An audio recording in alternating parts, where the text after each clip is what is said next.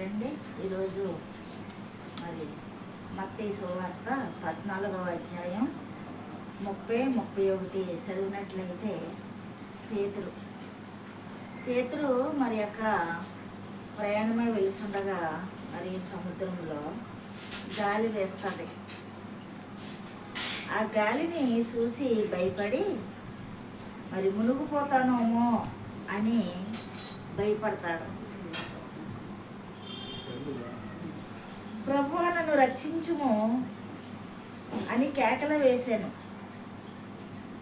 వెంటనే యేసు చేయి సాపి అతన్ని పట్టుకొని, అల్పవిశ్వాసి, ఎందుకు సందేహం పడితివి అని అతనితో చెప్పాను.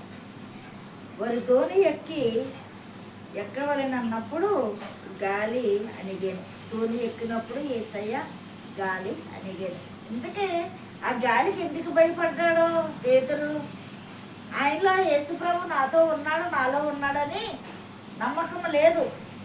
ఎత్తైన కెరటాలు, గాలి, అలలు తప్ప మరి పేతురు ఏమి చూడలేదు. అలలని, ఆ గాలిని, ఆ కెరటాలనే చూస్తున్నాడు కాబట్టి మరి ప్రక్కనే ఉన్నాడు యేసుప్రభు అని మరి చూడలేదు పేతురు. ఆయనతో హృదయంలో పేతురుకి విశ్వాసం లేదు. ప్రక్కనే ఉన్న ప్రభువు కనపడలేదు ఎవరికే? పేతురికి. కాబట్టి ఆయన చూపు తప్పింది.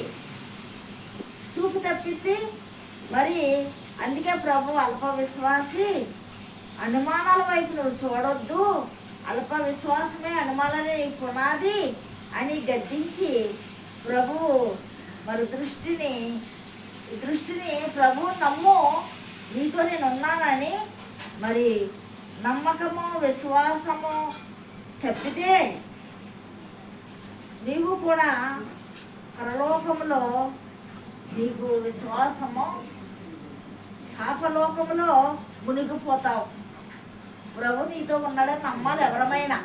ప్రభు మనతో ఉంటే మనము మరి విశ్వాసం గలవారముగా ఉంటాం. పేతురు అది లేదు కాబట్టి నేను మునిగిపోతున్నాను ప్రభు, నన్ను రక్షించన్నాడు. ఎందుకంటే గాలి వైపు అలల వైపు చూశాడు కానీ యేసు వైపు చూడలేదు.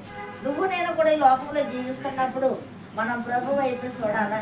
లోకం వైపు చూస్తే మునిగిపోతాం. ఈ వాక్యం దేవుడు దీవించగాక. సబ్స్క్రైబ్ చేయండి, లైక్ కొట్టండి, షేర్ చేయండి. అన్న మినిస్టర్ గురించి మీరు అందరూ ప్రార్థించేయండి.